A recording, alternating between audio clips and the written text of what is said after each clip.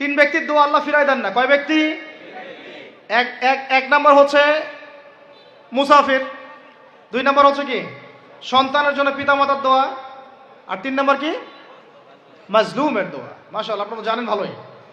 মাজলুম মানে কি? যার উপর জুলুম করা হয়, যার উপর জুলুম করা হয়েছে। আমরা এখন কিন্তু সবাই মাজলুম, তাই না ভাই? পুরো মুসলিম উম্মাই এখন মাজলুম। ইনশাআল্লাহ এই অবস্থা থাকবে না। ইনশাআল্লাহ জালেম যেখানে জুলুম করবে পতন হবে, সমস্ত জালেমদের পতন বিশ্ব থেকে হবে ইনশাআল্লাহ। এটা সময়ের ব্যাপার।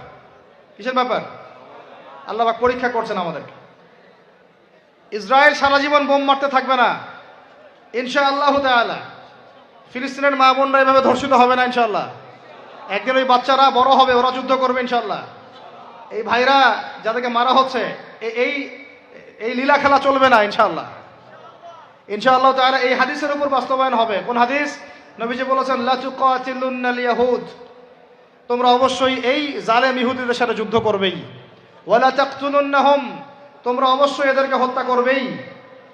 এমনকি ওরা পাথরের পিছনে লুকালেও হাত্তা ইয়াকুলুল হাজার ওয়াশ শাজার, পাথর গাছ কথা বলা শুরু করবে। ইয়া মুসলিম, হে মুসলিম সৈন্য, ইন্না ওয়ারাইল ইয়াহুদ তাআল ফাকতুলহু, আমার পিছনে ইহুদি লুকিয়ে আছে, ভয়ে লুকাইছে, আসো একে হত্যা করো। কে বলবে? পাথর গাছ কথা বলবে। এটা গাল গল্প রূপ কথা না। তো এখন যা দেখতেছেন এগুলো চিরস্থায়ী নয়। তো কথা প্রসঙ্গে চলে আসলো, তিন ব্যক্তির দোয়া আল্লাহ পাক ফেরত দেন না, মাজলুম, সন্তানের জন্য পিতামাতার দোয়া এবং মুসাফিরের দোয়া। কিন্তু যদি রিজিক হারাম হয় তাহলে হবে না। তাহলে আমাদের নসিহত নাম্বার কত? এটা 7। আমরা কোনো অবস্থায় হারাম রিজিকে সম্পৃক্ত হব না। রোজা রেখে তো মোটেই না, এবং এটা চর্চা করব যাতে করে আমরা হারাম থেকে বেঁচে থাকতে পারি। ঠিক আছে ভাই? 8 নাম্বার হচ্ছে আমরা রমজান মাসে সবার জাকাতগুলো দিয়ে দিব ইনশাআল্লাহ। জাকাত যাদের ফরজ হয়েছে আল্লাহর রাস্তায় জাকাত দিয়ে দেন। জাকাত দিবেন না, এটাও জাহান্নামে যাওয়ার অন্যতম কারণ।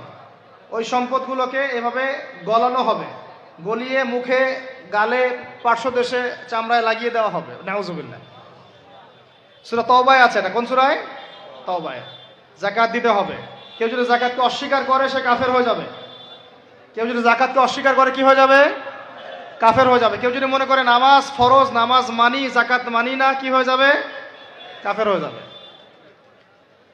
এখন আমার কথা হচ্ছে, ইসলামী অর্থনীতির মূল ভিত্তি হচ্ছে জাকাত।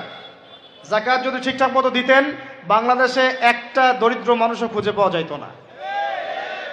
এটা গাল গল্প না, এটাই বাস্তবতা। কিন্তু আমরা সেটা বাস্তবায়ন করতে পারি নাই, পারছি না।